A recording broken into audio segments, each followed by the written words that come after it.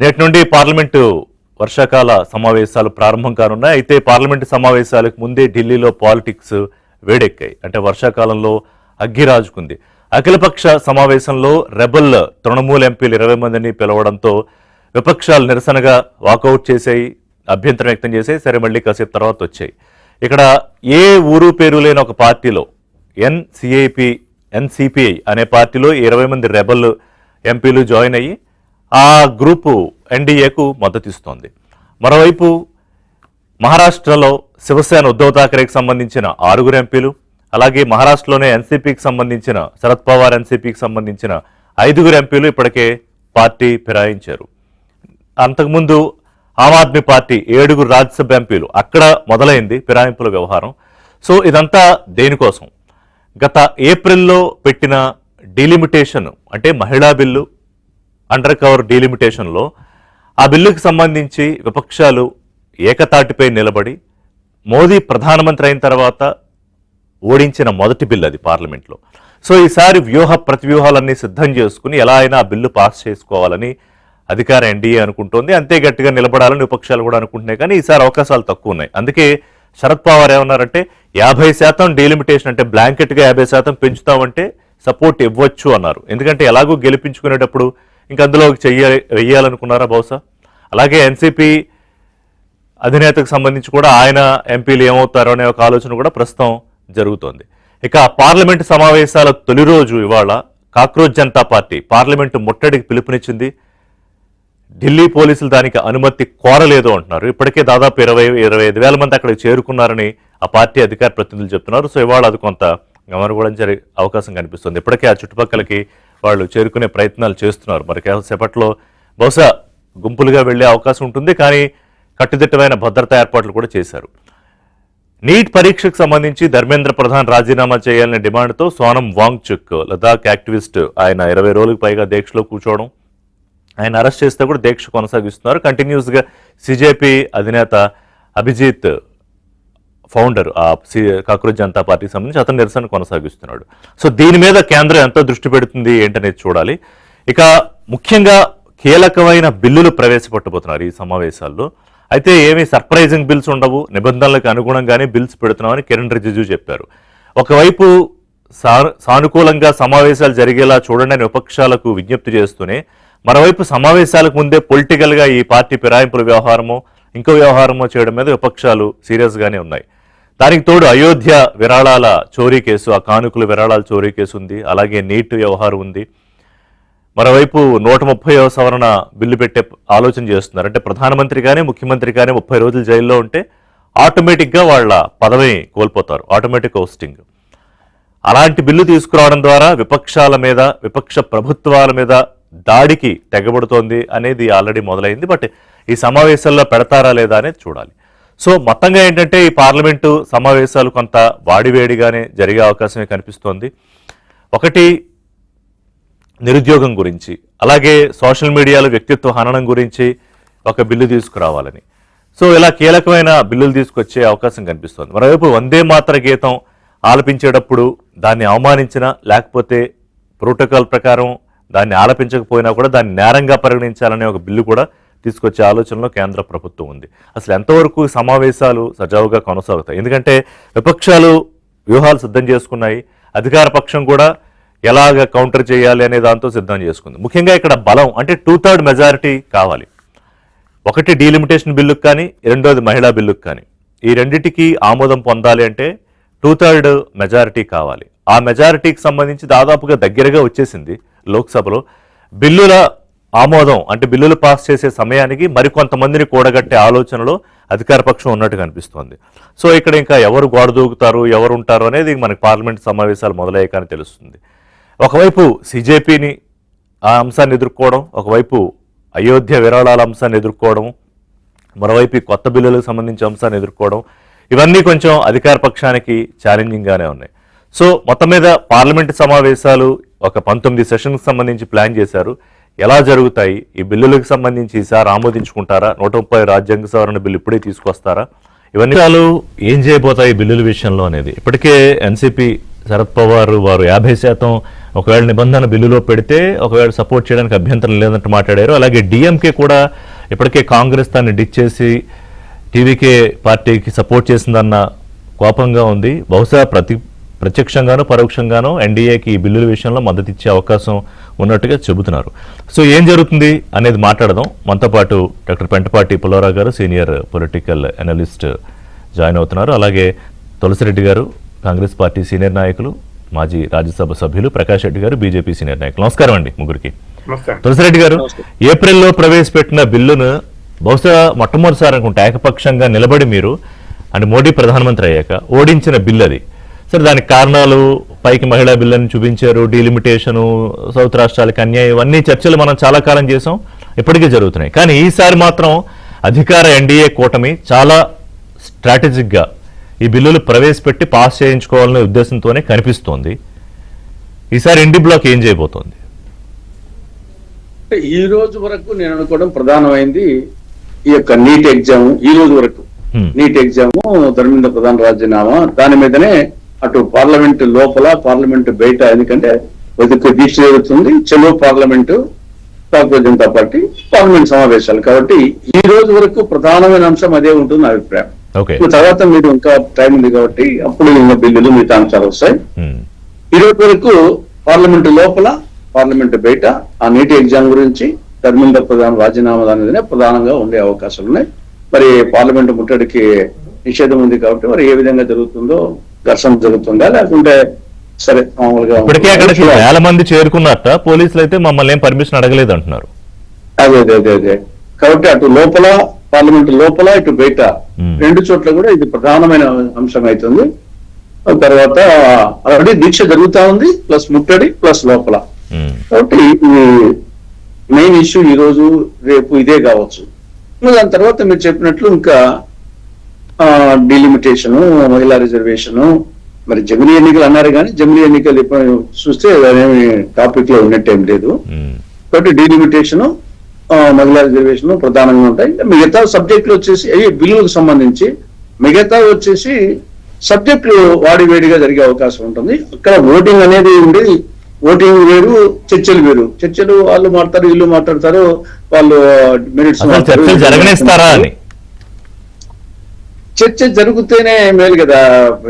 ప్రతిపక్షాలకు వచ్చేసి చర్చ జరగకుంటే ప్రతిపక్షాలకు వచ్చే లాభం ఏముంది? నాకు తెలిసి చర్చ జరగాల. ఇప్పుడు అయోధ్య ఇష్యూ ఉంది, చర్చ జరగకపోతే దానివల్ల వచ్చేసి అటు ప్రభుత్వ పరంగా వాళ్ళు చెప్పి వాళ్ళు చెప్తారు, ప్రతిపక్షాల పరంగా వీళ్ళు చెప్పి వీళ్ళు చెప్తారు. చర్చ జరగకుండా ఊరికి గలాట్ చేసుకుంటే ప్రయోజనం ఉండదు నా అభిప్రాయం. కాబట్టి చర్చ జరగాల.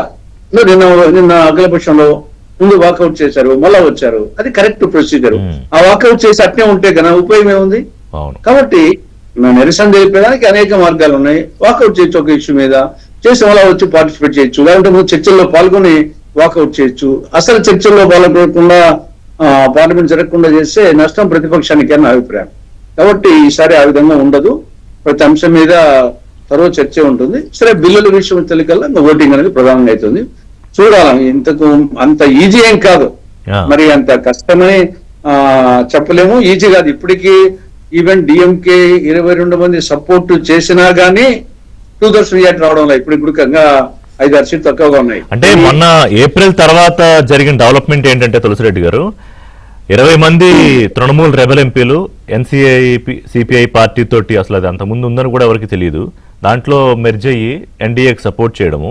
తర్వాత ఇప్పుడు ఉద్ధవ్ ఠాకరే 6 ఎంపీలు, శరద్ పవార్ టీం ఒక 5 ఎంపీలు, అంటే 31 మంది బలం పెరిగినట్టే అవుతుంది సపోర్ట్ చేస్తే కనుక. ఒకవేళ డిఎంకే 22 కూడా చేస్తే అప్పుడు దగ్గరికి వచ్చినట్టేనా? అంటే 2/3 మెజారిటీకి మీరు చెప్పినట్లు ఇవన్నీ వేస్తున్నాయి. కానీ ఎన్డీఏ సొంతంగా 293, తర్వాత తృణమూల్ కాంగ్రెస్ విడిపోయిన వాళ్ళు 20 మంది, శివసేన ఉద్ధవ్ ఠాకరే విడిపోయిన 6 మంది, ఎన్సీపీ 2 సెప్టెంబర్ నుండి ఒక 8 మంది, టీఎంకి 22 మంది, వైఎస్ఆర్సీ 4, ఒక ఇండిపెండెంట్ కలుపుకున్నా గానీ 354 అవుతున్నాయి.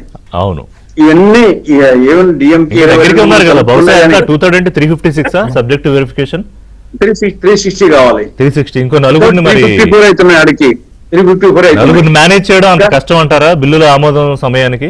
అందుకే డిఎంకే మీద మెయిన్ గా ఆధారపడిన అభిప్రాయం. మెయిన్ గా డిఎంకేకి సంబంధించి వాళ్ళు 3 ఆప్షన్స్. ఒకటి అనుకూలంగా ఓటేయడమా, వ్యతిరేకంగా ఓటేయడమా, అబ్స్టైన్ చేయడమా. అనుకూలంగా ఓటు వేస్తే దగ్గరికి వస్తారు, ఒక 4-5 సీట్లు అప్పుడు మార్చుకునే అవకాశం ఉంటుంది. వాళ్ళు వ్యతిరేకంగా ఓట్లు వేస్తే ఎట్టి పరిస్థితుల్లో వచ్చేసి బిల్లులు పాస్ కావు. అయినా కూడా ఆ మేర బలం తగ్గుతుంది కదా, అంటే సంఖ్య తగ్గిపోతుంది. 22 మందిలో రూటర్స్ రావాలి కదా ప్రభుత్వానికి అనుకూలంగా. కాబట్టి డిఎంకే అనుకూలంగా ఓటేస్తేనే బిల్లులు పాస్ అయితే గానీ, డిఎంకే అబ్స్టైన్ చేసినా గానీ, వ్యతిరేకంగా వేసినా గానీ కష్టమే. డిఎంకే వచ్చేసి మరి ఇప్పటి వరకు వాళ్ళు అదే స్టాండ్ విన్నారు, దక్షిణాది రాష్ట్రాలకు నష్టం జరిగేట్టుకంటే మేము వ్యతిరేకిస్తామనే యాంగిల్లో ఉన్నారు.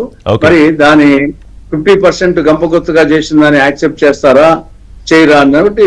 ఎందుకంటే కిరణ్ రిజిజు ఏమన్నారంటే సర్ప్రైజ్లు ఏమి ఉండవు, నిబంధనల ప్రకారమే బిల్లులు పెట్టబోతున్నాం ఉన్నారు ఆయన. ఒక హింట్ ఇచ్చారు. అదే మరి చూడాలి. దాంట్లో 2 పాపులేషన్ ప్రకారం అయితే 80% వ్యతిరేకిస్తారు డిఎంకే. 50% గంపగుత్తగా అన్నప్పుడు కూడా మరి ఎంతవరకు వీళ్ళు ఎంతవరకు దాంట్లో రిటర్న్ గా పెడతారు, దానికి ఎంతవరకు డిఎంకే యాక్సెప్ట్ చేస్తుంది. కాబట్టి మెయిన్ డిఎంకే మీద ఆధారపడింది బిల్లుల వరకు నాకు తెలిసి ఈ సమావేశాల్లో. మిగతా కాంగ్రెస్ పార్టీ, సమాజ్వాదీ పార్టీ తెలిసినట్టే కాబట్టి తృణమూల్ కాంగ్రెస్ ఇవన్నీ ఈ మిగతా వాళ్ళు ఎన్ని చీల్చినప్పటికీ ఫైనల్ గా పెద్ద ఫిగర్ ఉండేది డిఎంకే కాబట్టి. ఇప్పుడు జయరాం రమేష్ వివరణ ఇచ్చే వరకు నేషనల్ మీడియా అంతా కూడా అఖిల పక్షంలో ఏదో సపోర్ట్ ఇచ్చేసారని వచ్చింది కదా చాలాసేపు. అదే కానీ డిఎంకే ఆ విధంగా అనలేదు కదా. మేము ఇప్పటికీ వాళ్ళు వచ్చేసి దక్షిణాది రాష్ట్రాలకు నష్టం జరిగితే మేము ఎట్టి పరిస్థితిలో ఒప్పుకోమని చెప్పేసి యాంగిల్లో వాళ్ళు మాట్లాడుతున్నారు. ఓకే ప్రకాష్ రెడ్డి గారు, అఖిల పక్షంలో జరిగిన గందరగోళం ఆ తర్వాత బయటకు వచ్చి నేషనల్ జాతీయ మీడియాలో మనం అంతా ఇచ్చింది ఏంటంటే కాసేపు కాంగ్రెస్ తో పాటు మిగతా పక్షాలు కూడా మద్దతు ఇచ్చేసాయా అనేది. సరే జయరాం రమేష్ వచ్చి అదేం కాదని చెప్పారు అనుకోండి. సరే అది అంటే స్ట్రాటజీలో భాగంగా పొలిటికల్ గా జరిగిందా ఒకటి. ఈసారి మీ మీద ఫైట్కి పొలిటికల్ గా చాలా అంశాలు ఉన్నాయి. అయోధ్య విరాళాలు, కానుకల చోరీ అంశం, నీట్ లీకు, సోనం వాంగ్చుక్ ఆయన లిఫ్ట్ చేయడం, సరే ఢిల్లీ హైకోర్టు చెప్పింది అనుకోండి. పైగా ఇప్పుడు కాక్రోచ్ జనతా పార్టీ దాదాపు 25,000-30,000 మంది ఆల్రెడీ అక్కడ చేరేట, పార్లమెంటు ముట్టడి, తర్వాత E20 పెట్రోల్ దాని మీద ఒకటి గొడవ, పార్టీ ఫిరాయింపుల వ్యవహారం, so many issues to handle. Prakash Reddy గారు ఏం చేయబోతున్నారు? ముందు పెద్దలకు మీకు నమస్కారం ఋషి గారు. 2 అంశాలు ఉంటాయి సార్ ప్రతి సంవత్సరము జరిగేటువంటి 3 సార్లు సెషన్స్. పెద్దల రాజ్యసభ సభ్యులు తులసిరెడ్డి గారు కూడా వానాకాలము budget session, monsoon winter session. ఇది వానాకాలం సెషన్, రొటీన్ ప్రొసీజర్, రెగ్యులర్ గా జరిగేటువంటి కార్యక్రమం ఇది. దీంట్లో ఈసారి ఒక 13-12 బిల్స్ రాబోతున్నాయి. ఆ బిల్స్ లో అన్ని కూడా 2/3 మెజార్టీ, రాజ్యాంగ సవరణ మాత్రమే 2/3 మెజార్టీ కావాలి. అంతే, మిగతా అన్నిటికీ కూడా 50% మెజారిటీ సరిపోతాయి. ఇంకా చాలా ఉన్నాయి ఇష్యూస్. అట్లా వందే మాత్రం ఇష్యూ, గీతం బిల్లు కూడా ఉండొచ్చు, ఇంకా చాలా ఉంటాయి చట్టబద్ధత చేయడానికి. కాబట్టి 2/3 మెజారిటీ అన్నదే మీ సంఖ్య వస్తుందా రాదనేటువంటి ప్రశ్న. 2/3 మెజారిటీ ఏంటంటే డీలిమిటేషన్ ప్రక్రియలో 2/3 మెజారిటీ ఉంటుంది. డీలిమిటేషన్ ప్రక్రియ చేయాలంటే 2/3 మెజారిటీ కావాలి. దానికి డిఎంకే సపోర్ట్ చేస్తుందా చేయదా? డిఎంకే చేయకుండా ఇదే ఉంటే ఎస్పీ పార్టీ ఏం చేయబోతుంది? అది ఉత్తరప్రదేశ్ లో లాభం జరుగుతున్నప్పుడు ఎస్పీ పార్టీ కూడా దాన్ని వ్యతిరేకిస్తుందా? ఉత్తరప్రదేశ్ లో లాభమా నష్టమా? ఇప్పుడు సమాజ్వాదీ పార్టీ ఏం చేయాలి? ఇవన్నీ కూడా ప్రతిపక్ష పార్టీలకు గందరగోళంలో ఉన్నాయి. ఇది మాత్రం పక్క. ఎందుకంటే ఏప్రిల్లో మీరు అన్నట్టుగా ఏప్రిల్లో మా బిల్లు వచ్చినప్పుడు వీగిపోయిన తర్వాత, మీరు మొదటి బిల్లు అది వీగిపోయిన తర్వాత ఇప్పుడు మారినటువంటి రాజకీయ పరిణామాలలో ఖచ్చితంగా కాంగ్రెస్ పార్టీ, ప్రతిపక్ష పార్టీ కూటమి యొక్క ఆలోచన విధానం బలహీనపడింది. కూటమిగా అనేటువంటి ఆలోచన విధానం బలహీనపడింది. ఎందుకంటే డిఎంకే విషయంలో కాంగ్రెస్ పార్టీ చేసిన పని కావచ్చు, తృణమూల్ కాంగ్రెస్ ఓటమి తర్వాత బెంగాల్లో వచ్చినటువంటి రాజకీయ పరిణామాలు కావచ్చు, ఇవన్నీ కూడా ఖచ్చితంగా దాన్ని లిమిట్ చేస్తాయి. బట్ మిగతా బిల్స్ అన్ని ఉంటాయి కదా. యాజ్ యూజువల్ గా డీలిమిటేషన్ బిల్లు ఏమి కాకపోతే, నేను మళ్ళీ క్లారిటీ చెప్తున్నా, ఏమీ కాకపోతే ఎట్లాగో 2027 మార్చిలో జనాభా లెక్కలు అయిపోతే దాని ప్రకారం జరిగిపోతుంది కదా. ఇంకెంత 6 నెలలు, అంత ఇంత కలిపితే 6 నెలలు. 6 నెలల తర్వాత ఎట్లాగో డీలిమిటేషన్ ప్రాసెస్, రిజర్వేషన్ ప్రాసెస్ ఇటు మారాలి. మళ్ళీ ఎవ్రీ 20 years, ప్రతి 20 ఏళ్ళ కోసం జరిగే దగ్గర 2009 జరిగింది, మళ్ళీ 2027 జరిగిపోతుంది. 28, 29 ఎలక్షన్స్ కి అది వస్తుందా?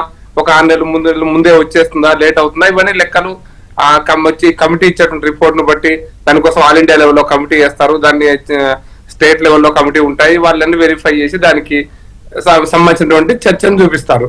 కాబట్టి ఇప్పుడు ఒక్క డీలిమిటేషన్ కి సంబంధించిన బిల్లు తప్పిస్తే మిగతా రాజ్యాంగ సవరణ అవసరం లేని బిల్స్ అన్ని కూడా పాస్ అయిపోతాయి. దానికి 50% మెజారిటీ గవర్నమెంట్ ఉంది కదా, 50% ఉంటేనే కదా పాస్ అయ్యేది.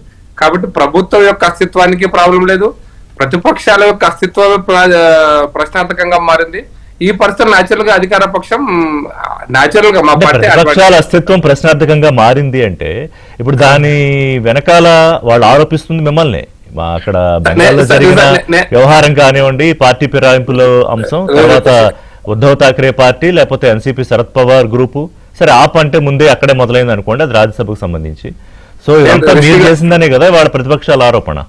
రిషి గారు, దేశంలో ఇప్పటి వరకు 51 నుంచి ఇప్పటిదాకా కాంగ్రెస్ పార్టీ చాలేళ్లు పరిపాలించింది. మిగతా టైంలో వేరే కొద్ది సంవత్సరాల పాటు విపి సింగ్ అనుకోండి, లేకపోతే అటల్ బిహారీ వాజ్పేయి గారు కానీ అందరూ పరిపాలించారు. ఎప్పుడన్నా ఈ పరిణామాలు ఇట్లా లేకుండా ఉన్నాయా? మీరు 91 నుంచి 96 వరకు 225 సీట్లు గెలిచిన కాంగ్రెస్ పార్టీ 290కి ఎట్లా చేరింది? అంటే ఏం చేయలేదా? అరే సార్, జైలుకు పోయేది కదా సార్ శిబు సోరెన్ అదే కేసులో డబ్బు తీసుకునే పార్లమెంట్ లో ఓటు వేస్తున్నందుకు డబ్బు తీసుకున్న కేసులు లేదా శిబు సోరెన్ పోయింది. ఆ పరిస్థితి అయితే ఇప్పుడు లేవు కదా. నెంబర్ 1. నెంబర్ 2, ఈ రోజు పార్టీ ఫిరాయింపుల విషయంలో తృణమూల్ కాంగ్రెస్ వాళ్ళ తప్పు వల్ల వాళ్ళు విడిపోయినారా? మేము విడగొట్టినారు. మేము గెలిచినాము, బెంగాల్లో మేము గెలిచినాం కాబట్టి వాళ్ళు విడిపోతే దానికి మమ్మల్ని అనడం అనేటువంటిది అది ఏమంటారు, ఇతరులను తమ శతగంతరాన్ని ఇతరుల మీద తోయడం అనేది పాయింట్. ఇప్పుడు మీకు ఎన్సీపీ పార్టీ ఉంది, నేషనలిస్ట్ కాంగ్రెస్ పార్టీ.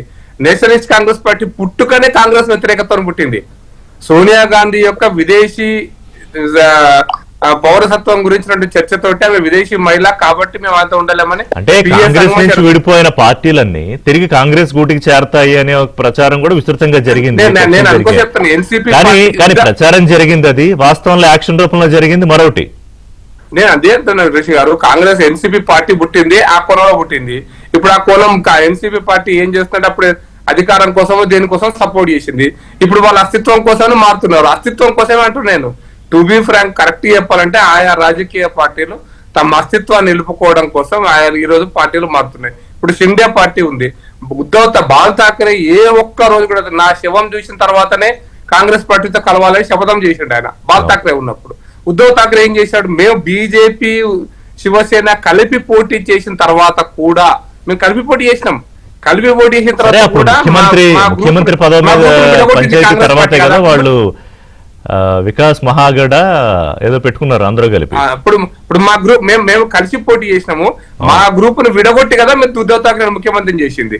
అంటే మీకు ఇష్టం లేదు, మాకు ఇష్టం లేదు, చర్చలు ఎన్నన్నా ఉండిండొచ్చు, ఆరోపణ ఎన్నన్నా ఉండిండొచ్చు. ఓకే, బలాబలాలు కూడా మాట్లాడదాం, కానీ ఇవన్నీ ఎలా ఎదుర్కొంటారు? ముఖ్యంగా అయోధ్య విషయంలో మిమ్మల్ని కార్నర్ చేయడానికి రెడీగా ఉన్నారు. ఈ నీటిదైతే మొత్తం నేషనల్ గా సోనం వాంగ్చుక్ ప్రస్తుతం మళ్ళీ వాళ్ళు కూర్చున్నారు.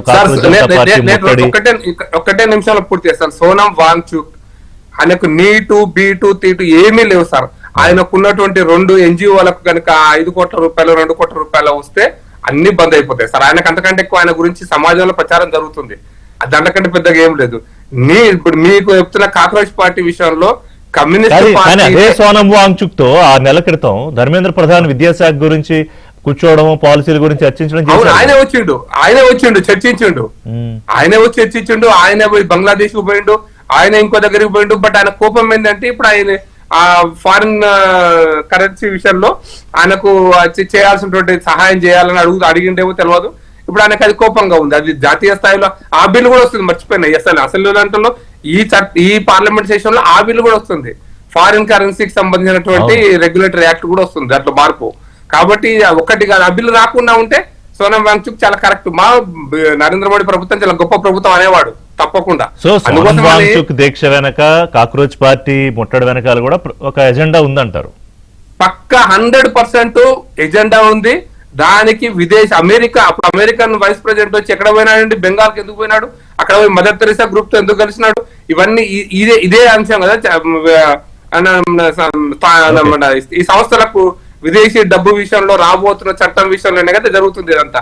అందుకోసం అనే భారతదేశంలో కొన్ని చట్టాలు చాలా తప్పకుండా వస్తాయి, అయితే ప్రజల ముందు ఎక్స్పోజ్ అవుతారు. మాట్లాడదాం. ఆ చట్టాల గురించి ఆ బిల్లుతో సిద్ధమైంది ఎన్డీఏ అధికార పక్షం. సరే, కొన్నిటికి సపోర్ట్ దొరకచ్చు, కొన్నిటికి చర్చ అసలు జరుగుతుందో లేదో డౌటే, కానీ చాలా ఛాలెంజెస్ కూడా కనిపిస్తున్నాయి. బట్ ఎవరికి ఛాలెంజ్ అది? ఇప్పుడు అధికార పక్షానికి ఛాలెంజింగ్ గా ఉండబోతున్నాయి సమావేశాలు, లేకపోతే ఇండియా బ్లాక్ కా?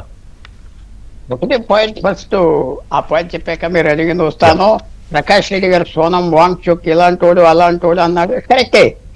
కానీ ఒకటి జ్ఞాపకం పెట్టుకోవాలి ప్రకాష్ రెడ్డి గారు, లడాక్ అనే ఏరియా తెలంగాణకి ఏరియాకి 60% ఉంటుంది. 2.5 లక్షల జనం అంతే, జ్ఞాపకం పెట్టుకోండి. అది చక్కగా కాశ్మీర్ లో కలిసి ఉండేది. కూడా మాట వినిపించుకునేది లేదు, ఎవరు పలికేది లేదు. వేరే రాష్ట్రం చేసి వదిలిపెట్టారు. మాకు ఇప్పుడు ఏమంటున్నారు వాళ్ళు, లడాఖీ మేము వేరే, మా జాతి వేరే, టిబెటన్స్ వాళ్ళని ఎవరు, వాళ్ళు ఇంటర్నేషనల్ బోర్డర్స్ ఎవరి, చైనా పాకిస్తాన్ వాళ్ళు సరిహద్దులు. అది 100 సంవత్సరాల వరకు ఆ క్యాన్సర్ పుండు పోదు చేసింది. ఈ యువకర్తులు జీనియసెస్, అది జ్ఞాపకం పెట్టుకోవాలి. 100 సంవత్సరాలు అలాగా పెంచుతారు. అది మాకు వేరే దేశం కావాలి, మేము వేరే జాతి, పూర్వం మేము టిబెట్ లో ఉండేవాళ్ళం, అది చైనా ఎంకరేజ్ చేస్తుంది, పాకిస్తాన్ ఎంకరేజ్ చేస్తుంది, పాకిస్తాన్ దారిస్తామంటుంది. లడాక్ సంబంధించి తెలియక చేసిన తప్పులు ఈ ఫస్ట్ చెప్దాం. సోనవాంగ్చుక్ ఎవరు, ఇలాంటి వాళ్ళు బోల్డ్ మంది బయలుదేరతారు, బోల్డ్ మంది. అందువల్ల ఇది అప్పుడే వెళ్ళే పుండు కాదు, అలా ఉంటుంది. 100 సంవత్సరాలు 200 సంవత్సరాలు భగవంతుడే సరిగా జ్ఞాపకం పెట్టుకోండి. చేసిన తప్పది 2019లో వేరే రాష్ట్రం లడాక్ చేయటం, 60% వేరేగా తెలంగాణకి 2 లక్షలు 3 లక్షల జనం. సరే, ఒకటి మీరు అడిగింది మెయిన్ థింగ్ ఏప్రిల్, అదే తులసిరెడ్డి గారు ప్రకాష్ రెడ్డి గారు మాట్లాడినంత విన్నా, అప్రిషియేటెడ్. 20 ఏప్రిల్ ఇవాళకి తేడా 20 రోజులు ఏంటంటే మనోబలం పెరిగిపోయింది బీజేపీకి. ఎందుకంటే వాళ్ళు చేసిందే లేదు. ఎస్, బెంగాల్ గెలిచారు, అది విశేషమైన అది సబ్జెక్ట్, గెలవటం సామాన్య విషయం కాదు. అది కాక అపోజిషన్ వాళ్ళకి వాళ్ళే సెల్ఫ్ గోల్ పెట్టేసుకున్నారు. డిఎంకే ఓడిపోయింది, కాంగ్రెస్ జంప్ చేశారు, ఏవో విజయన్ చీఫ్ మినిస్టర్ చేశారు. అప్పుడు డిఎంకేకి వీటితో కూర్చోడం కూడా వేరే సీట్లు ఏమని అన్నారు, ఆ మర్నాడే కూర్చోమన్నారు, ఏ పక్కన కూర్చోమన్నారు, అన్టచబుల్ అన్నారు కాంగ్రెస్ పార్టీ. మీరు చెప్తున్నా 2 మమతా బెనర్జీ 28 ఎంపీలు ఉంటే 22 మంది వెళ్ళిపోయారు, 22 మంది. సో ఎంత బలం పెరిగిపోయింది, మొరాల్ పెరిగిపోయింది బీజేపీకి, వీళ్ళకి ఎంత తగ్గిపోయింది. తర్వాత ఇంకోటి తులసిరెడ్డి గారు మర్చిపోయారు, జూలై 10వ తారీఖున రేవంత్ రెడ్డి గారు ఏమన్నారు, ఇప్పుడు ఎలక్షన్స్ తెలంగాణకి 2029 జూన్ లో వస్తాయి అన్నారు. అన్నారా లేదా? జూలై 10లో అన్నారు కదండి. అంతే. జూలై 17వ తారీఖున మల్లికార్జున ఖార్గే గారు ఏమన్నారు, చూడండి ప్రధానమంత్రి గారు ఆల్ పార్టీ మీటింగ్ పిలవండి, అన్ని కొత్త ప్రపోజల్స్ పెట్టారు కదా, డీలిమిటేషన్ కూర్చొని చర్చిద్దామన్నారు. ఎందుకంటే వాళ్ళకి తెలిసిపోయింది అందరు వెళ్ళిపోతే ఒక్కడే కూర్చుంటారు, మేము కూడా ఉన్నాం పక్కన అంటే మళ్ళీ ప్రెస్టేజ్ వస్తాయి. లేదా అనుకుంటున్నా కాంగ్రెస్ పార్టీ కూడా సపోర్ట్ చేస్తారు, లేకపోతే యాక్సెప్ట్ అవుతారు కాంగ్రెస్ పార్టీ కూడా. అంటే నిన్న వచ్చిన అది స్పెక్యులేషన్ కాదా, నిన్నంతా కొంచెం నడిచింది కదా. ఆయన ఉన్నమా చెప్తున్నా, జూలై 17 ఓపెన్ గా ప్రధానమంత్రి గారికి కలిసి మనం అందరూ కూర్చొని మాట్లాడాలి, రివైజ్డ్ ప్రపోజల్స్ పెట్టారంట కదా, మాకు చెప్పండి. దాని అర్థం ఏంటి? సమాజ్వాడీ పార్టీ వెళ్ళిపోతుంది, శరద్ పవార్ పార్టీ వెళ్ళిపోతుంది, ఇవి ఉంటే పోతే ఉంటాం. అందరూ నేను అనుకుంటున్నా వాళ్ళు అబ్స్టైన్ అవుతారు కాంగ్రెస్ పార్టీ, లేకపోతే మేము సపోర్ట్ చేస్తాం, మా వాళ్ళే మా అపోజిషన్ అంతా యునైటెడ్ గా ఉన్నారని చెప్పుకోవటానికి కరెక్ట్ గా వాళ్ళు పనిచేస్తారు. సో డీలిమిటేషన్ పాస్ అయిపోతుంది. తర్వాత అదేదో గొప్పగా అది దాంట్లో నా పర్సనల్ ఒపీనియన్ కూడా చెప్తున్నా, 850 మంది ఎంపీలు ఉంటే దేనికి అంటున్నా, అది అంత మంచి ప్రపోజల్ కాదు. ఇప్పుడు సౌత్ రాష్ట్రాలు మరి ఎంత పోరాడి ఈసారి సైలెంట్ అయిపోతాయా డీలిమిటేషన్ విషయంలో? మొరాల్ పోయింది కదా, మొరాల్. డిఎంకే ఓడిపోయినా డిఎంకే అక్కడ తమిళనాడులో ఇటు చేసి వాళ్ళు పొలిటికల్ గా పార్లమెంటరీ డెమోక్రసీలో తప్పేం లేదు, 2 పార్టీలు కలిసి గవర్నమెంట్ ఫామ్ చేయటం, అందుకనే కాన్స్టిట్యూషన్ అలా పెట్టారు, అందుకనే ఫిక్స్ టర్మ్ లేదు, 5 సంవత్సరాలు స్వేరింగ్ అని అవును కూడా 5 సంవత్సరాలు ఉంటాడని లేదు, అది చేయనివ్వలేదు కదా కాంగ్రెస్ పార్టీ. చక్కగా డిఎంకే ఫ్రీ హ్యాండ్ ఇచ్చేసి ఉంటే వాళ్ళు ఏదో ప్రభుత్వం తీసుకొచ్చి పెట్టింది. ఈ అపోజిషన్ అలాగే ఉన్నాం. ఇప్పుడైతే చితికిపోయి చీలిపోయి అక్కడ ప్రభుత్వం ఎగిరిపోయిందో డిఎంకే ప్రభుత్వం, కొత్త ప్రభుత్వం వచ్చిందో నాన్ ద్రవిడియన్ అనుకోండి, అది మొరాల్ పోయింది. ఇక ఎవరు నమ్ముకున్నా మనం ముంచేస్తారని వచ్చింది. ఒకటి ఏపీ గారు, మీరు నాకు సాయం చేసినా చేయకపోయినా ఒకటి, బిట్రేయల్ అనేది చాలా కష్టం కదా. బిట్రేయల్ అయిపోయాక పాలిటిక్స్ లో చాలా పేమెంట్ ఉంటారు, దాన్ని మైండ్ లో పెట్టుకుంటారు అందరూ. పాలిటిక్స్ లో, ప్రత్యేకంగా పాలిటిక్స్ లో మాట అంటే వాల్యూ ఇస్తారు పాలిటిషియన్స్. మాట ఇచ్చారంటే రహస్యంగానే చేస్తారు. అందువల్ల మొరాల్ పెరిగిపోయింది బీజేపీ. తర్వాత ఒపోజ్ చేసిన ఉపయోగం ఏంటి? పాస్ అయిపోతుందేమో. మనం యూపీకి మీరు అన్నట్టుగా అఖిలేష్ యాదవ్ కూడా ఏదో పోతే పోనే, మనకి 40 ఎంపీలు వస్తున్నారు కదా. వాళ్ళకి నష్టమే లేదు కదా, పైగా వాళ్ళకి లాభమే జరుగుతుంది. సౌత్కి తీరం నష్టం నా వ్యూలో. 800 మంది 50 ఎంపీలు, ఇంకో 3000 ఎమ్మెల్యేలు వస్తే దేనికి? వాళ్ళు వాల్యూ పోతారు. వాల్యూ ఎంపీలకి 17 మంది తెలంగాణలో ఉన్నారు, అదే 40 మంది అయిపోగానే వాళ్ళకి ఏముంటది? ఇప్పుడే మాట్లాడలేరు, ఇప్పుడే వాళ్ళ ఓటికి వాల్యూ లేదు. అంటే రిప్రజెంటేషన్ పెరగాలని కదా చర్చ ఎప్పటి నుంచో. అయితే 5,000 చేయండి, 5,000 చేయండి, ఊరుకో ఎంపీ చేయండి. ఇది ఇతర దేశాల్లో మన పార్లమెంటు, మన రాజ్యాంగం ఎక్కడి నుంచి తీసుకొచ్చాం? 90% బ్రిటిష్ కాన్స్టిట్యూషన్ నుంచి ఆ యూఎస్ తీసుకొచ్చి కొంచెం అడ్జస్ట్ చేసి చక్కగా మనకని వాళ్ళు 536 ఎంపీలు 300 సంవత్సరాలు బట్టి ఉన్నారు. అమెరికాకి 434 ఎంపీలు 200 సంవత్సరాలు బట్టి ఉన్నారు. మనకే ఎక్కువ తెలుసా? అడుగుతున్నా, వాళ్ళు ఎందుకు పెట్టారు? ఇది రాదు మనం చేయలేము. ఎందుకంటే పవర్ ఉన్న ప్రభుత్వాలు వాళ్ళు ఇష్టం వచ్చిన చట్టాలు పాస్ చేస్తారు. వాళ్ళు ఏదో అదే మంచిది అనుకుంటారు. అది మనం ఆప్ చేయలేం మన పరిస్థితిలో. అందువల్ల ఆ దేశాలకి ఇక్కడికి మనం అంటే అమెరికాలో అంతా కలిపి 35 కోట్లు, బ్రిటన్ లో అంతా కలిపి 10-12 కోట్లు అనుకుంటా సబ్జెక్టివ్ వెరిఫికేషన్. మన దగ్గర 140 కోట్ల మంది కదా పుల్లారావు గారు. కాదు, 9 కోట్ల మంది ఉన్నప్పుడు అమెరికాకి అంతమంది ఉన్నారు. ఇప్పుడు 40 కోట్ల మంది 35 ఉన్నప్పుడు అంతేమంది ఉన్నారు. బ్రిటన్ లో 2 కోట్ల మంది ఉన్నప్పుడు అంతే ఉన్నారు, ఇప్పుడు 6 కోట్ల మంది. యూరోపియన్ దేశాల్లో మనం వాళ్ళ లెక్క తీసుకుంటారా? చైనాకు 2,500 మంది ఉన్నారు, చైనాతో కాంపిటీషన్ చేద్దాం, మనం ఎందుకు పెంచుకోకూడదు అంటున్నారా మీరు? ఇది ఒక ఎవరైనా ఉనవండి, వాళ్ళు పెద్దవాళ్ళు గెలిచారు, మనం విమర్శించడానికి చాలు. కానీ 800 మంది ఎంపీలు, తెలుగు రాష్ట్రాలకి ఇంకొక 300 మంది ఎమ్మెల్యేలు అయితే మంచిదా? అది మనం ఆలోచించుకోవాలి. దేశవ్యాప్తంగా దీనివల్ల ఉపయోగం రాదు, ఇంకా పొలిటికల్ కేయాస్ వస్తాయి. అది మరి తప్పకుండా నా పర్సనల్. పార్టీలకి పొలిటికల్ అకామిడేషన్ కి అవకాశం వస్తుంది తప్ప పెద్దగా ఉపయోగం లేదు.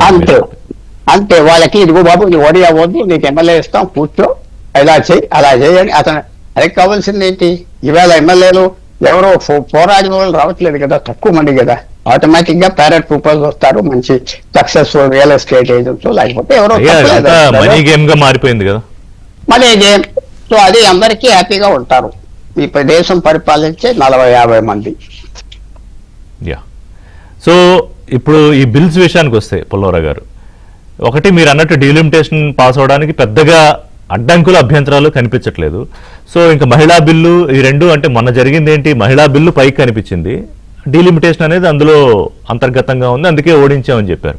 ఈసారి ఎలా తీసుకొచ్చే అవకాశం ఉంది? తీసుకొస్తారు 50% బ్లాంకెట్ రిజర్వేషన్ అనేది అంతా తీసుకొస్తారు. అది ఊరుకదే, అది ఎప్పుడో ఇస్తా అన్నారు, మొన్న కూడా అమిత్ షా ఇస్తా అన్నారు. నేను రాసిస్తాను రమ్మన్నాడు అంటే వాళ్ళు సరిగ్గా డీల్ చేయలేదు. బీజేపీ పార్లమెంటరీ అఫైర్స్ సరిగ్గా డీల్ చేయలేదు. అదేదో అయిపోతుంది, ఉమెన్స్ బిల్ పెట్టాం కదా ముందల, ఈ బొమ్మ పెట్టగానే భయపడిపోతారంటే అపోజిషన్ భయపడలేదు, చేయలేదు. ఇప్పుడు అదే ఆఫర్ చేశాడు లాస్ట్ మినిట్ అమిత్ షా గారు, నేను 50% ఇస్తా, రాసిస్తా, ఓటేయండి అని అడిగాడు. అది దాచిపోయింది. అది కూడా చదువు గొప్పగా చేస్తున్నట్టుగా శరద్ పవార్ గారు అందరూ ఒప్పుకుంటారు. కానీ మహారాష్ట్రకి అన్యాయం జరుగుతుంది, అందరికీ అన్యాయం జరుగుతుంది. ప్రపోర్షన్ పర్సెంటేజ్ పెంచారు కానీ ప్రపోర్షన్ తగ్గిపోతుంది. కరెక్టే, కానీ ఇప్పుడు బలం పెంచుకున్నారు కాబట్టి అంటే 2 ఆప్షన్స్ ఉన్నాయి ఇప్పటికీ. 50% అనేది ఇప్పటికీ తేట తెల్లంగా ఏం చెప్పలేదు, మేము 50% పెట్టి తీసుకొస్తామని. జనాభా లెక్కల ప్రకారమే తీసుకొస్తే, 2011 జనాభా లెక్కల ప్రకారమే తీసుకొస్తే అది చేయడానికి 50% ఒప్పుకుంటారు. ఎందుకంటే ఏప్రిల్లో బిల్లు ఓడిపోయినప్పుడు ఇది మళ్ళీ ఈ పార్లమెంట్ లో పాస్ అవ్వదు అని ఒక వ్యవస్థ వచ్చారు. ఏప్రిల్ 4వ తేదీ, మే 4వ తేదీ ఎలక్షన్ జరిగినప్పుడు ఓడిపోయాక బెంగాల్లో, తమిళనాడులో మార్పులు వచ్చాక అప్పుడు పొజిషన్ మారిపోయింది. బట్ అప్పటికి ఇప్పటికి బలం పెరిగింది కదా, బలం పెంచుకున్నారు. బలమే కాదు, దాంట్లో పెరిగింది మొరాల్ పెరిగిపోయింది కదా. ఇప్పుడు స్టాలిన్, మమతా బెనర్జీ లాంటి లీడర్స్ 50 సంవత్సరాలు రాజకీయంలో ఉన్న వాళ్ళకి పూర్తిగా ఫెయిల్ అయిపోయింది కదా, మొరాల్ పోయింది కదా, ఎగ్జిస్టెన్షియల్ క్రైసిస్ లోకి నెట్టేశారు. అయిపోయింది. స్టైలన్ మోహన్ చూపెట్టుకోలేకపోతున్నారు పాపం పెద్ద మనిషి. మా మా మా ఎవరు మమతా బెనర్జీ అన్ని కేకలేసి. కానీ ఒకటి మాత్రం చెప్తున్నా, వాళ్ళిద్దరూ గెలుస్తుంటే చీఫ్ మినిస్టర్స్ ఉంటే ఈ ప్రభుత్వం పార్లమెంట్ మళ్ళీ ఎప్పుడు 1 full day పనిచేయకుండా అయిపోతుంది. అది రియల్ ఛాలెంజ్, అది రియల్ ఛాలెంజ్ బహుశా ఎన్డీఏకి. అదే ఇప్పుడు ఈ విషయాలన్నీ ఎప్పుడైతే మనోబలం పోయిందో ఎవరికైనా ఫ్యామిలీ అవనే, వ్యక్తి అవనే, రాజకీయ పార్టీ అవనే కష్టం ఫేస్ చేయడానికి. అద్దంలో చూసుకుని ఇదంతా ఎందుకు అనుకుంటా ఉంటారు అంతే. అదే అడుగుతాను తులసిరెడ్డి గారిని ఒక బ్రేక్ తర్వాత, మొరైల్ పోయిందా ఇక నుంచి ఫైటింగ్ స్పిరిట్ ఏం సార్? తులసిరెడ్డి గారు మొరాలు పోలేదు. తులసిరెడ్డి గారిది కాదు, ఐ మీన్ ఆ కాంగ్రెస్ పార్టీదో లేకపోతే అఖిల పక్షాలదో ఈ మొరైల్ అక్కడే కదా. మీకు పొలిటికల్ గేమ్ అంతా ఎక్కడ నడుస్తుంది పుల్లారావు? ఇక్కడ 2 ఉన్నాయి. ఏప్రిల్లో మీరు ఆ బిల్లులు ఓడించినప్పుడు మీరు చేసిన పోరాటం, చూపించిన పోరాట పటిమ, ఈ మళ్లీ బిల్లులు ప్రవేశపెట్టే నాటికి ఇందాక పుల్లారావు గారు చెప్పినట్టు, ఒకటి వాళ్ళ బలం మానసికంగా పెరిగిపోయింది, సంఖ్యాపరంగా కూడా పెరిగింది. ఇందాక మీరు చెప్పినట్టు 354, 2/3 362 కావాలి, బహుశా షార్ట్ ఆఫ్ 8. సో ఇంత బలం సాధించిన వాళ్ళు ఆ 8 సాధించడం అనేది పెద్ద విషయం కాదని నేను అనుకుంటున్నా.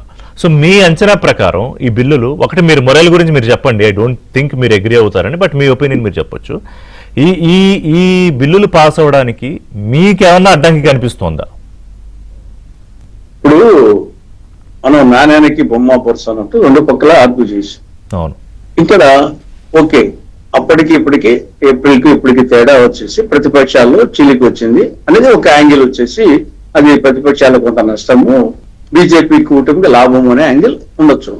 కానీ ఓవరాల్ గా నా అభిప్రాయం ప్రకారంగా బీజేపీ వాళ్ళు పదే చెప్పుకునేది ఏమి, మా పార్టీ వచ్చేసి పార్టీ విత్ డిఫరెన్స్ అని వాళ్ళు చెప్పుకునేవాళ్ళు. మిగతా పార్టీల కంటే మాది చాలా నైతిక విలువలు కలిగిన పార్టీ అని గొప్పగా చెప్పుకునేవాళ్ళు. అది ఫండమెంటల్ గా దానికి బీజేపీకి దెబ్బ తగిలింది. అందరిలో కూడా ప్రజల్లో వచ్చేసి ఎస్పెషల్లీ యూత్ లో వచ్చేసి ఇది అన్నిటికంటే ఇది అధ్వానమైన పార్టీ, నైతిక విలువలు లేని పార్టీ అనేది యూత్ లో ఏర్పడింది. అది రాబో రోజుల్లో దాని మిర్రర్ ఎఫెక్టే సిజేపీయా, కాక్రోచ్ జనతా పార్టీయా? డెఫినెట్ గా వచ్చేసి దాని కనిపిస్తుంది కదా. కాబట్టి అది ఓవరాల్ గా బీజేపీకి శాశ్వతంగా ఒక నష్టం జరిగింది. రెండవది ప్రతిపక్షాల కన్నామా, ఇంత ముందు ప్రకాష్ రెడ్డి గారు చెప్పినట్టు మామూలు బిల్స్ కు వాళ్ళకి కావాల్సిన మెజార్టీ వాళ్ళకే ఉంది. ఎంతసేపు సమస్యల్లో రాజ్యాంగ స్వర్ణ బిల్లుకి 2/3 ఇప్పటికీ కూడా వరదం చెడ్డ ఫలితం దక్కే పరిస్థితి లేదు. ఇప్పటికీ కూడా వచ్చేసి వాళ్ళకు 2/3 మెజార్టీ ఇప్పటికి కూడా వచ్చే పరిస్థితి కనిపించలేదు.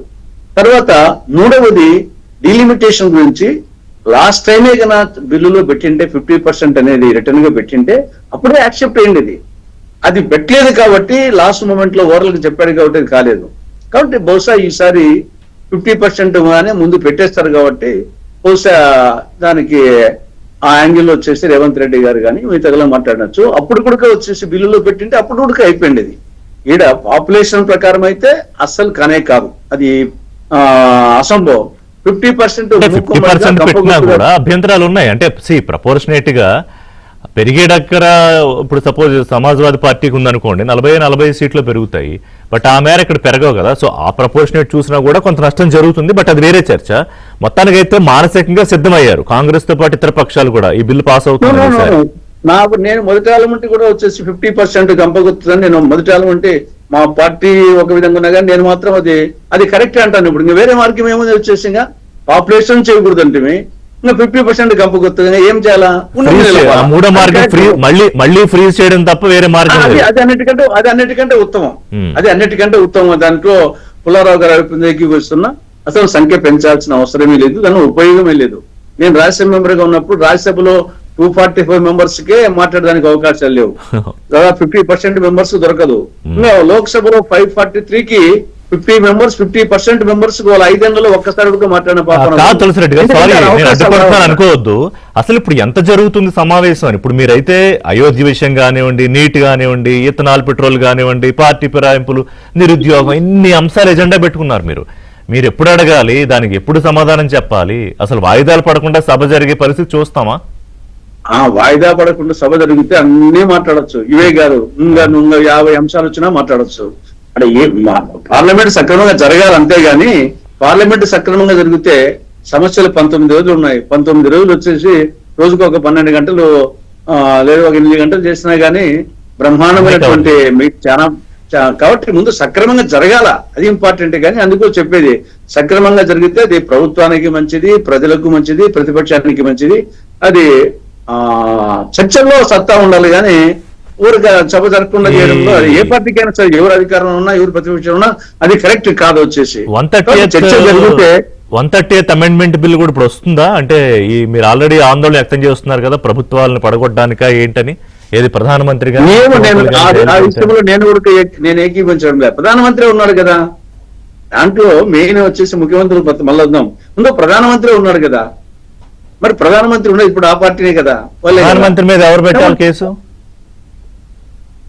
మరి వచ్చేసి ఎవరైనా పెట్టచ్చు. అట్లా కాదు ప్రెసిడెంట్ గారు, ఇప్పుడు విపక్ష ముఖ్యమంత్రులు ఉన్న చోట for example for the sake of discussion case పెట్టి 30 రోజులు జైల్లో పెట్టారనుకోండి, ఆటోమేటిక్ గా ఒక ఎస్ఐ కేసు పెట్టాలంటే ముఖ్యమంత్రి మీద పెట్టచ్చు, పిఎం మీద పెట్టచ్చు, ఎవరి మీద పెట్టచ్చు.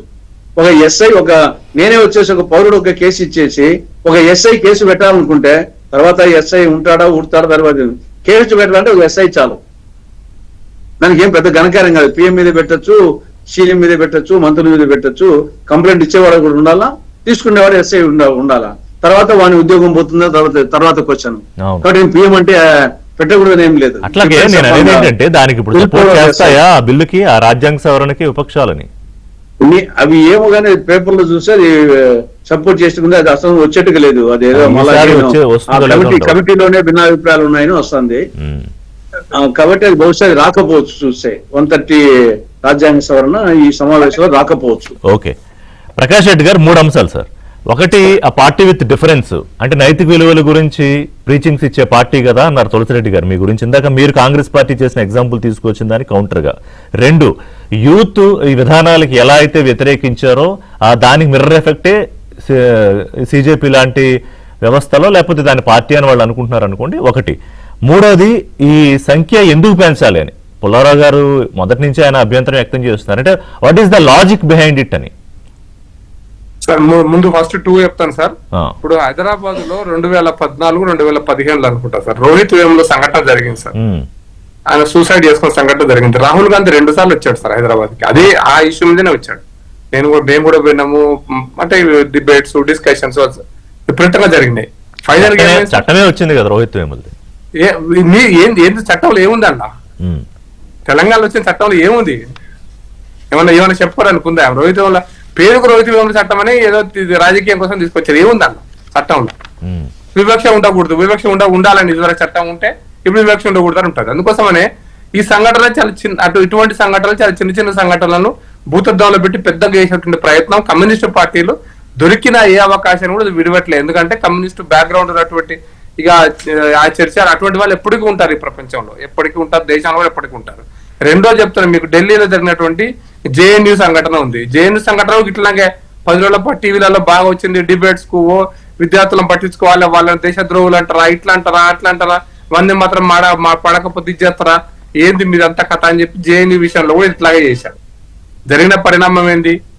జేఎన్యూలో ఉన్న వాళ్ళు ఏం చేస్తున్నారు? ఇప్పుడు 4-5 జేఎన్యూలో ఆ రోజు లీడ్ చేసిన వాళ్ళు ఒక ఆయన కాంగ్రెస్ పార్టీకి పోయిండు, ఒక్కడే 2 కాంగ్రెస్ పార్టీకి పోయినట్టుంది, ఒక ఆయన జైల్లో ఉన్నాడు. ఇది నడుస్తూనే ఉంది.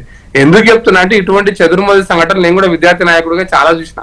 రోజు టీవీలో కనపడే ఇష్యూస్ వస్తాయి. అప్పుడు టీవీ లేని కాలంలో పేపర్లో కనపడే ఇష్యూస్ వస్తాయి. 4-5 రోజులు, వారం రోజులు అంగస్ట్రైక్ చేసిన రోజులు కూడా ఉన్నాయి. కాబట్టి ఇది పెద్ద ఇష్యూ కాదు. అదేదో ఢిల్లీలో కాంగ్రెస్ పార్టీ అని అది కూడా సుప్రీంకోర్టు జడ్జి ఏదో ఒక సందర్భంలో అన్న మాటను దాన్ని ఒక పొలిటికల్ పార్టీగా వీళ్ళు కమ్యూనిస్టులు దొరికిన ఛాన్స్ తీసుకొని చేస్తున్నారు. ఇది కాబట్టి దానివల్ల మీరు ధర్మేంద్ర ప్రధాన్ రాజీనామా చేయాలని డిమాండ్, అది నిన్న ప్రధానమంత్రి రాజీనామా చేయాలని డిమాండ్, రేపు ఇంకో డిమాండ్ తో కూడా వస్తారు. నిర్దిష్టమైనటువంటి అంశాలు లేవు. దాని మీద ఎంక్వైరీ నడుస్తుంది. నీట్ విషయంలో ఏం జరిగింది, ఎట్లా జరిగింది అనేది దాన్ని ఒక ప్రమోటెడ్ గ్రూప్ అంటే పొలిటికల్ ప్రమోటెడ్ గ్రూప్ గా చూస్తున్నారు తప్ప దేశ యువత మనోభావాలుగా అయితే బీజేపీ చూడట్లేదు కదా. అంటే మీరు చెప్పిన హైదరాబాద్ లో Telangana public service commission paper leak అయితే ఎవరిని చూసినారు, ఎట్లా చూసినారు? హైదరాబాద్ లో అది ఆడ కూడా కొన్ని లక్షల మంది ఎగ్జామ్ రాసినారు సార్. హైదరాబాద్ లో పేపర్ లీక్ అయింది సార్. పేపర్ ఒకటే రూమ్ లో 70 మందికి క్వాలిఫై ఎట్లయినారో మనం చూసినాం కదా. సరే, హైదరాబాద్ లో చూసినాం కదా, ఈ 4-5 నెలల్లో చూసినాం కదా. ఏం జరిగింది?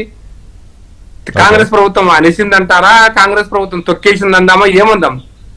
మీకు అది సంఘటన గుర్తుంటుంది. మా బండి సంజయ్ గారు కేంద్ర హోంశాఖ సహాయ మంత్రిగా కూడా ర్యాలీలో పాల్గొన్నాడు. అవును, మీరు చూసినారు అది మనం ట్యాంక్ బండ్ దాకా ర్యాలీ వచ్చింది. ఏమైందా ఉద్యమము?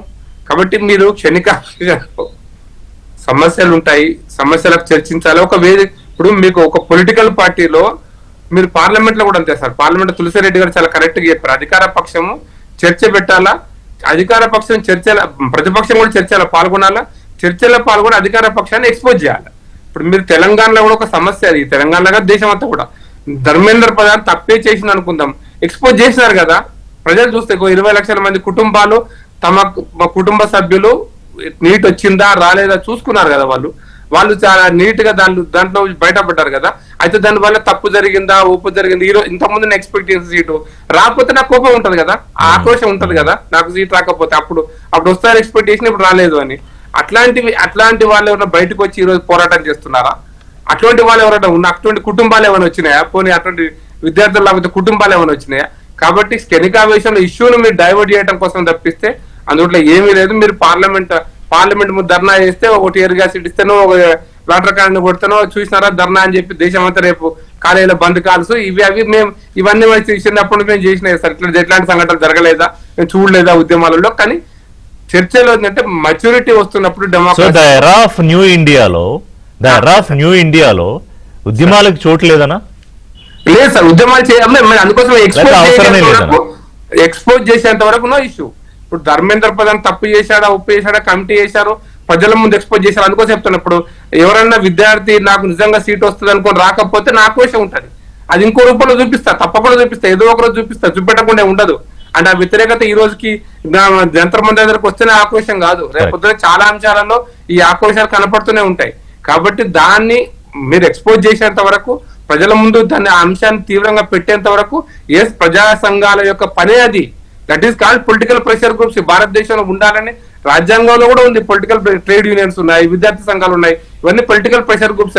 ప్రభుత్వాలు చేసేటువంటి ఎక్కడన్నా తప్పులు చేస్తే ఎక్స్పోజ్ చేసేంత వరకు దట్స్ ఓకే, అంతవరకు పరిమితం ఉంటుంది, అంతవరకు చేయాల్సింది, తప్పకుండా చేయాల్సింది. అదర్ దాన్ పొలిటికల్ అకామిడేషన్ అంటే రాజకీయంగా ఉద్యోగాలు కల్పించడానికి తప్ప ఈ సీట్ల పెంపుతో ఉపయోగం ఏంటి అని పుల్లారావు గారు బ్రిటన్ ఎగ్జాంపుల్ చెప్పారు, అమెరికా ఎగ్జాంపుల్ చెప్పారు.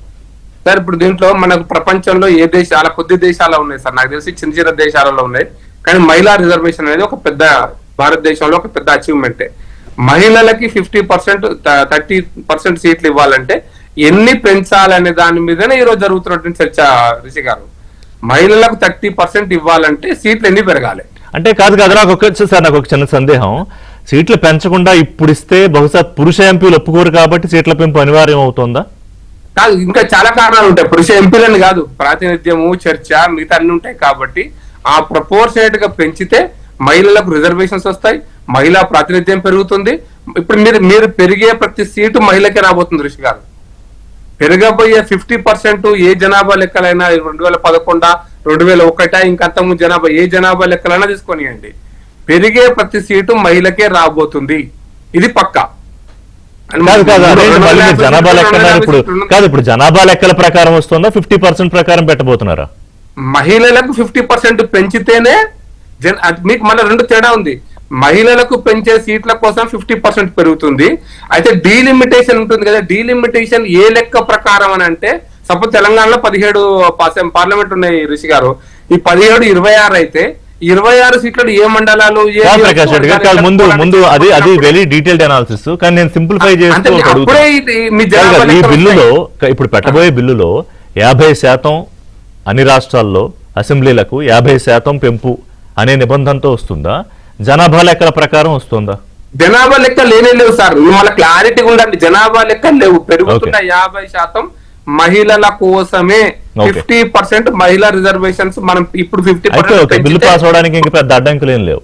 పై నుంచి 30%, 33% మహిళలకు పెరుగుతాయి. మీరు పెరగబోయే ప్రతి ఒక్క సీటు మహిళ కోసమే, వేరే ఇంకెవరికి కాదు. మీరు లెక్క తీయండి ఇప్పుడు. అయితే ఒకటి చిన్న చిన్న లెక్కలు ఏంటంటే, దయ్యూ డామర్ ఉంది, ఒక సీట్ ఉంటుంది, అండమాన్ ఒక సీట్ ఉంటుంది, అవి 1, 2 అవుతున్నాయి. కాబట్టి 824 బదులు 835, 840 అవుతాయి. అంతే తేడా. అవును, అంతే, అంతకంటే ఎక్కువ తేడా ఉండదు.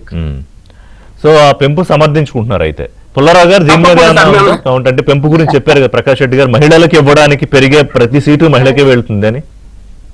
అంటే ప్రపంచంలో ఎక్కడా లేదు, మన దేశమే. యాంటీ డిఫెక్షన్ లో ఎక్కడా లేదు, మన దేశమే. ఇవన్నీ వీక్ చేస్తారు, మనుషులకి వీకెన్ అయిపోతాయి, పాలిటీషియన్స్ వీక్ అయిపోతారు. ఇప్పుడు ప్రకాష్ రెడ్డి గారు చెప్పింది పార్టీ తరఫున చెప్పారు, చాలా సీనియర్ మ్యాన్, ఆయన చెప్పింది తప్పన్నాం. అయితే కాన్స్టిట్యూషన్ రాసిన వాళ్ళు ఎన్ని ఎందుకు రాయలేదు? అంత అద్భుతమైన ఐడియాస్ అయితే ఎందుకు పెంచలేదు? ఎందుకు విపరీతంగా పెంచలేదు? ఎన్ని ఆలోచించారు ఆ రోజు? ఇది గబగబా టైప్ చేసి చట్టం పెట్టేసి ఆ రోజు 33% పెంచుతాం, ఇవాళ 50% చేస్తున్నారు. చూడండి, ఒకటి ఏంటంటే ఇవాళ ఉన్న నాయకులు ఇంకో 20 సంవత్సరాలు వేయాలనే 15 సంవత్సరాలు వేయాలి, కాలం వేయాలి కదా. గాంధీ గారు వెళ్ళిపోయారు, నెహ్రూ గారు వెళ్ళిపోయారు, ఫ్యూచర్ ఆలోచించాలి. ఇందాక ఒక ఉదాహరణ చెప్పాను, లడాక్ చేసి నాకు ఇప్పుడు వరకు ఎవరు అలా సమస్యకి జవాబు చెప్పలేదు. ఎందుకు చేశారు? ఈ తెలివితేటలు ఆలోచించుకోవాలి. నేను చెప్పేది ఇది చాలా అరాచకం వస్తుంది స్లోగా. అది ఫ్యూచర్ లో ఇన్ని సీట్ల వల్ల అరాచకం వస్తుంది. ప్రతి ఒక్క చిన్న 2 సీట్లు వచ్చినోడు, 3 సీట్లు వచ్చినోడు ఎలాంటి డిమాండ్స్ చేస్తాడు రేపు పార్లమెంట్, ప్రతి దానికి డిమాండ్. వాటి వల్ల ఇవాళ ప్రకాష్ రెడ్డి గారు మహిళలకు ఇస్తున్నామండి, మహిళలకి అంటున్నారు. అంటే భయపడిపోవాలా జవాబు చెప్పడానికి? మహిళలకి ఎందుకు ఇవ్వరు? ఇప్పుడు కేబినెట్ లో ఒక 10 మందికి ఇవ్వచ్చు కదా, టాలెంటెడ్ వాళ్ళకి ఎందుకు ఇవ్వలేదు? ధర్మేంద్ర ప్రధాన్ని ఏం ఖండించారు? తీసేయాలి మినిస్టర్, తీసి ఇంకో పదవి ఇవ్వండి. ఈ ఎడ్యుకేషన్ ఉండదు. అది ఏమంటారంటే రిషి గారు, ముఖ్యమంత్రి చుట్టూరా ప్రధానమంత్రి చుట్టూ ఇప్పుడే గడవచ్చు, ఆ మంత్రిని తీయదు సార్, వాళ్ళు కరప్షన్ లో యూస్లెస్ లో అయినా తీస్తే మీ బలం పోతుందంట. బలం పెరుగుతుంది, తీసి పారేస్తే ఇంకా విషయం ఎవరు రాదు. మీరు చెప్పింది తీసాం కదా, పోయారు, అయిపోయింది, నెక్స్ట్ సబ్జెక్ట్. అలా ఇందిరాగాంధీ గారు కూడా ఈ ట్రాప్ లో పడ్డాడు, రాజీవ్ గాంధీ గారు పడ్డాడు, నరసింహారావు గారు పర్లేదు, ఎందుకంటే ఏం పట్టించుకోడు కాబట్టి. కానీ ఇప్పుడు ఆ పునర్వ్యవస్థీకరణలో భాగంగా తప్పిస్తారో లేదో తెలియదు, కానీ ఇప్పుడు వెంటనే తీస్తే మరి సిజేపీ లాంటి ఉద్యమాలకి అలాంటి వాటికి విలువనిచ్చినట్టు అవుతుంది కదా, వాళ్ళ డిమాండ్ ని ఆనర్ చేసినట్టు అవుతుంది కదా. ఎప్పుడైతే నీతో చేయలేకపోతున్నారో ఎగ్జామ్ ఆ రోజు తీసేయాలి. ఆ రోజు తీస్తే స్ట్రాంగ్ ప్రైమ్ మినిస్టర్ అంట. స్ట్రాంగ్ ప్రైమ్ మినిస్టర్ అంటే ఏంటి? మళ్ళా రోజు మీద కళ్ళు ఎర్ర చేసుకుని తీసేయాలి. నువ్వు అన్ఫిట్ గవర్నమెంట్ ఎంత బ్యాక్ తీసుకొస్తున్నావు, నీ తర్వాత అకామిడేట్ చేస్తాం. నువ్వు పెట్రోలియం మినిస్టర్ చేసావు, స్కిల్ డెవలప్మెంట్ చేసావు, హెల్త్ కూడా చేసావు అనుకుంటా. ఈ 12 సంవత్సరాల్లో ఒక్క పని ఆయన పేరుకు వచ్చి నాకు తెలియదు. చెప్పాలి ప్రకాష్ రెడ్డి గారి ఫ్రెండ్ ఏం చేసి టాలెంటెడ్ మినిస్టర్స్ ఉన్నారు, పీయూష్ గోయల్ ఉన్నారు, అమిత్ షా గారు ఉన్నారు, రాజ్నాథ్ సింగ్ ఉన్నారు, చాలా మంది ఉన్నారు ఈ కేబినెట్ లో. టాలెంటెడ్ వరల్డ్ క్లాస్ మినిస్టర్స్ ఉన్నారు, పేరు పీయూష్ గోయల్ లాంటి వరల్డ్ క్లాస్. అది మనం మెచ్చుకుంటున్నాము, వెరీ ప్రౌడ్. కానీ ఇదేంటి? ఎస్, ఒకటే చేశాడు, ఎంపీలకు 2 కేంద్ర విద్యాలయ సీట్స్ ఉంటే 5 తీసిపారేశాడు. అన్ఫేర్, అంతే. కేంద్ర విద్యాలయ స్కూల్. రిషి గారు ఇంకొక పెద్దలు పుల్లారావు గారు చెప్పిందంటే ఒక విషయం చెప్తాను సార్. ఇప్పుడు లదాఖ్ విషయంలో గానీ ఇంకొక విషయంలో గానీ ఈ రోజు ప్రపంచంలో మారినటువంటి పరిస్థితుల్లో 70 సంవత్సరాల తర్వాత అనుకోండి, ఈ రోజున ప్రపంచంలో ఇప్పుడు పిఓకేలో ఇంత ఉద్యమం జరుగుతున్నా కేంద్ర ప్రభుత్వం, కేంద్ర భారతదేశం చేయగలుగుతుందా? ప్రభుత్వం పక్కన పెట్టండి. ఎంతెందుకు వియత్నాం దగ్గర ఉన్నటువంటి 82 ఐలాండ్స్ ఉన్నాయి దగ్గర. చైనాకి తక్కువ బలం ఉందా? చైనా ముందు వియత్నాం ఎంత? కానీ ఒక్క ఐలాండ్ మీద తమ ఆధిపత్యాన్ని తీసుకోలేకపోతుంది కదా. అందుకోసం మారిన పరిస్థితులలో ఏ ప్రభుత్వాలు అధికారంలోకి వస్తే రేపొద్దున మోడీ గారు ఉంటారా, నెహ్రూ గారు పోయినారు, ఇంకొక 20 ఏళ్ళ తర్వాత ఎవరు అవుతారు అనేది పక్కన పెట్టేస్తే, బట్ మారిన నేపథ్యంలో ఈ రోజు ఉన్నటువంటి పరిస్థితులలో లదాఖ్ ని వాళ్ళ డిమాండ్ మేరకే, లదాఖ్ హిల్ కౌన్సిల్ డిమాండ్ మేరకే, మళ్ళీ చెప్తా, లదాఖ్ లో గవర్నమెంట్ సపరేట్ గా, హిల్ కౌన్సిల్ సపరేట్ గా ఉంటుంది. లదాఖ్ హిల్ కౌన్సిల్ డిమాండ్ మేరకే ఆ రోజున సపరేట్, అది డిమాండ్ కూడా గత 40 సంవత్సరాల నుంచి 50 సంవత్సరాల demand, we want union territory కావాల్సిందమ్మా, కానీ వాళ్ళ డిమాండ్ పెట్టిన కారణంగా ఇవ్వడం జరిగింది తప్పిస్తే ఇంకొక కారణం కాదని చెప్తారు. బట్ అదే స్ట్రాటజికల్ మిస్టేక్ అని అంటున్నారు కదా పుల్లారావు గారు.